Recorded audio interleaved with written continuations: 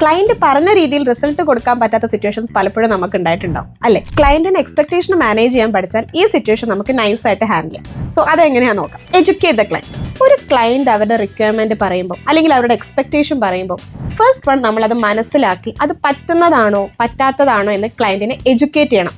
പലപ്പോഴും ക്ലയന്റിന് ഒരു മാർക്കറ്റിംഗ് ഏജൻസിയിൽ നടക്കുന്ന ആക്ടിവിറ്റീസിനെ കുറിച്ച് ധാരണ ഉണ്ടാവില്ലായിരിക്കും. ഇവിടെ വന്നാൽ ഒരു ഓവർനൈറ്റ് സക്സസ് കിട്ടും, അവർ കുറേ ലീഡ്സ് തരും, ഇമീഡിയറ്റ് ആയിട്ട് കൺവേർഷൻസ് വരും, വഴി സെയിൽസ് വരും എന്നൊക്കെ ആയിരിക്കും ചിലപ്പോൾ അവരുടെ എക്സ്പെക്ടേഷൻ. ബട്ട് റിയൽ ലൈഫിൽ റിയലിസ്റ്റിക് ആയിട്ട് എന്താണ് ഒരു മാർക്കറ്റിംഗ് ഏജൻസീൻ്റെ പ്രൊസീജിയേഴ്സ്, എന്താണ് പ്രോസസ്സ്, എങ്ങനെയാണ് ഓരോ കാര്യങ്ങളും പോവുക എന്നുള്ളത്. അത് ടൈം എടുക്കും, നമുക്ക് റിസർച്ച് ചെയ്യണം, പ്രോപ്പർ എക്സ്പെരിമെന്റ്സ് വേണം. ഒരു സ്ട്രാറ്റജി ഒരു കമ്പനിയിൽ വർക്ക്ഔട്ട് ആയി കരുതി നമുക്കത് വർക്ക്ഔട്ട് ആയിക്കൊള്ളണമെന്നില്ല. അങ്ങനെ റിയലിസ്റ്റിക് ആയിട്ടുള്ള കാര്യങ്ങളെല്ലാം തന്നെ ഫസ്റ്റ് മീറ്റിംഗ് തൊട്ട് ക്ലയന്റിനെ പറഞ്ഞ് എഡ്യൂക്കേറ്റ് ചെയ്യണം. Give them options, not excuses.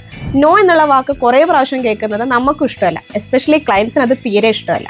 So അവർക്ക് എന്താണ് വേണ്ടതെന്ന് മനസ്സിലാക്കിയതിന് ശേഷം നമുക്കത് ചെയ്തു കൊടുക്കാൻ പറ്റില്ല എന്നുണ്ടെങ്കിൽ അവിടെ ഒറ്റയടിക്ക് നോ പറയാതെ പകരം നമുക്ക് വേറെ എന്തൊക്കെ ചെയ്തു കൊടുത്ത് അവർ ഉദ്ദേശിക്കുന്ന റിസൾട്ടിലേക്ക് കൊണ്ടെത്തിക്കാം എന്നുള്ളത് അവരോട് പറഞ്ഞ് മനസ്സിലാക്കണം. 100% ട്രാൻസ്പെറൻസി. റിസൾട്ട് കുറഞ്ഞാലും നമ്മൾ ഹോണസ്റ്റ് ആയിട്ട് അത് ക്ലയന്റിന്റെ അടുത്ത് പറയണം, റിസൾട്ട് കുറഞ്ഞു, ആൻഡ് അതിനുള്ള റീസൺ എന്താണെന്ന് പറയണം. ചിലപ്പോൾ ബഡ്ജറ്റ് ആവാം, കോണ്ടന്റ് ആയിരിക്കാം, ചിലപ്പോൾ അവരുടെ പ്രൊഡക്റ്റിന്റെ സർവീസിന്റെ ഡിമാൻഡ് പോലും ആവാം. സോ റിസൾട്ട് കുറഞ്ഞു എന്നുള്ള കാര്യം പറയാൻ നമ്മൾ ഒരിക്കലും മടിക്കരുത്. അതിനുള്ള റീസൺ ഫൈൻഡ് ഔട്ട് ചെയ്യുക എന്നുള്ളതാണ് അവിടെ ഇമ്പോർട്ടൻറ്റ്. നമ്മുടെ ടീമിന്റെ പെർഫോമൻസ് ആണ് ഇമ്പ്രൂവ് ചെയ്യേണ്ടതെന്നുണ്ടെങ്കിൽ തീർച്ചയായിട്ടും അതിന് വേണ്ട സ്റ്റെപ്സ് എടുക്കുക. അതല്ല ക്ലയന്റിന്റെ അടുത്ത് നിന്നുള്ള എന്തെങ്കിലും ആക്ടിവിറ്റി ആണ് അതിനെ ഹെൽപ്പ് ചെയ്യാന്നുണ്ടെങ്കിൽ അത് അവരോട് പ്രോപ്പറായിട്ട് കമ്മ്യൂണിക്കേറ്റ് ചെയ്യുക. Proactive approach. ഒരിക്കലും ക്ലയന്റ് ഒരു കാര്യം ഇങ്ങോട്ട് വന്ന് ചോദിച്ചതിന് ശേഷമേ നമ്മൾ അങ്ങോട്ട് പറയൂ എന്നുള്ള ഒരു ആറ്റിറ്റ്യൂഡ് എടുക്കരുത്. എന്തുണ്ടെങ്കിലും ഈവൻ ഒരു സജഷൻ ആയിക്കോട്ടെ, നമ്മുടെ ഒരു ഫീഡ്ബാക്ക് ആയിക്കോട്ടെ, ഈവൻ ക്ലയന്റ് എൻഡിലുള്ള നടക്കുന്ന ഏതെങ്കിലും ഒരു ആക്ടിവിറ്റി പോലും നമുക്കത് ബെറ്റർ അല്ല, അത് നല്ലതല്ല എന്ന് തോന്നുകയെന്നുണ്ടെങ്കിൽ തീർച്ചയായിട്ടും നമുക്ക് അങ്ങോട്ട് പറയാം. പുതിയതായിട്ട് എന്തെങ്കിലും ട്രെൻഡിങ് വീഡിയോസോ കോണ്ടന്റ്സോ വരുന്നുണ്ടെങ്കിൽ നമ്മൾ അങ്ങോട്ടൊരു സജഷൻസ് പറയാം. എന്തെങ്കിലും ടെക്നിക്കൽ എറേഴ്സ് നമ്മുടെ ക്യാമ്പയിനിൽ സംഭവിക്കുന്നുണ്ടെങ്കിൽ നമുക്ക് അങ്ങോട്ട് പറയാം. ഒരു കാര്യങ്ങളും ക്ലയന്റ് ഇങ്ങോട്ട് പറഞ്ഞതിന് ശേഷമേ നമ്മൾ അങ്ങോട്ട് പറയൂ എന്നൊരിക്കലും ചിന്തിക്കരുത്. Clarity in communication. ഈ പറഞ്ഞ കാര്യങ്ങളെല്ലാം പറയുന്നത് വളരെ ക്ലാരിറ്റിയിലായിരിക്കണം, ക്ലയന്റിന് മനസ്സിലാവുന്ന രീതിയിലായിരിക്കണം.